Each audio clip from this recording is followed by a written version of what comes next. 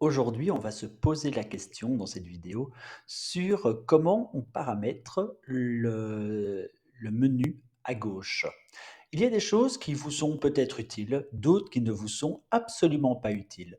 Eh bien, c'est à partir de là que l'on va arriver à le mettre pour faire en sorte que ce soit notre menu de gauche. Voilà, pas celui d'un autre, mais le nôtre. Celui qui correspond au fonctionnement de notre entreprise. Alors, le mieux, c'est d'aller dans les 3 petits points tout en haut à droite, dans le menu. On va dans l'administration et on a interface utilisateur. C'est le deuxième au moment où je vous parle. L'interface utilisateur, on voit qu'on peut changer le logo. On peut mettre le logo, pourquoi pas, de votre entreprise, le nom de votre application. Donc le thème général, on a vu dans une autre vidéo comment installer des thèmes nationaux, des thèmes Belgique, des thèmes France, des thèmes Bretagne, voilà, des thèmes Pays-Bas, des thèmes Italie. Euh, on peut choisir aussi si on a par défaut le menu en bas ou en haut, en bas sur la gauche ou en haut. Moi j'aime beaucoup l'avoir sur la gauche. Le nombre d'enregistrements par page dans les listes, je n'ai jamais expliqué à quoi servaient les petits i. Les petits i donnent une explication du champ en question. C'est un complément d'information. On a le titre, mais c'est un complément d'information. Quand on a des listes réduites, c'est les listes qui apparaissent sur la droite.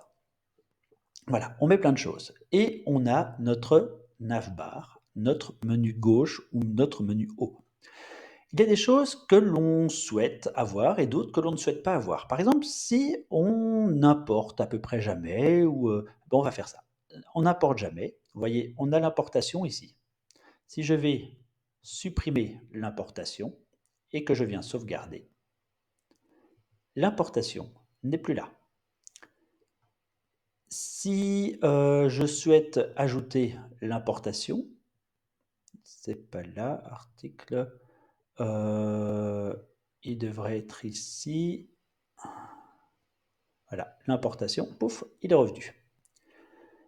Euh, ici, c'est pour des listes en création rapide. Si on veut créer rapidement des comptes, par exemple, on le mettra là. Si on veut réorganiser notre liste, par exemple, on veut quoi? On veut mettre des opportunités au-dessus des prospects.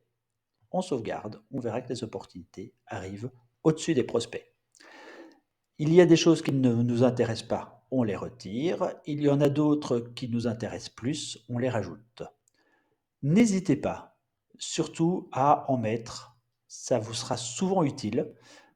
Ici aussi, on peut rajouter le flux, un lien vers le flux. Hop, on veut le mettre tout en haut, on le prend, on le glisse. Si jamais ça plante et ça ne veut pas glisser vers le haut, eh ben on le met entre-temps et hop, et on le met tout en haut. Et on le retrouvera donc ici en haut. Le flux, on va aussi s'attarder un moment sur qui il est. Mais voilà, comment est-ce qu'on définit ce modèle-là? On a déjà vu dans une autre vidéo comment on personnalisait la page d'accueil et on peut aussi le faire à partir d'ici sur la page d'accueil, mais pour tout le monde, pour toute l'entreprise. On avait vu comment on le faisait pour soi et là, on le paramètre pour tous les utilisateurs. Voilà, j'espère que ça vous a été utile.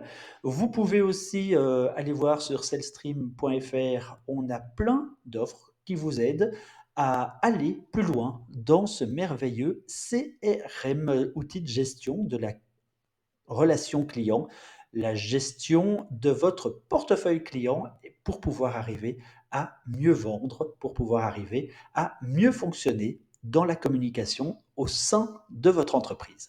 Si vous avez des questions, vous n'hésitez pas à nous contacter. On vous souhaite une bonne fin de journée et on se dit à bientôt dans un nouveau tuto.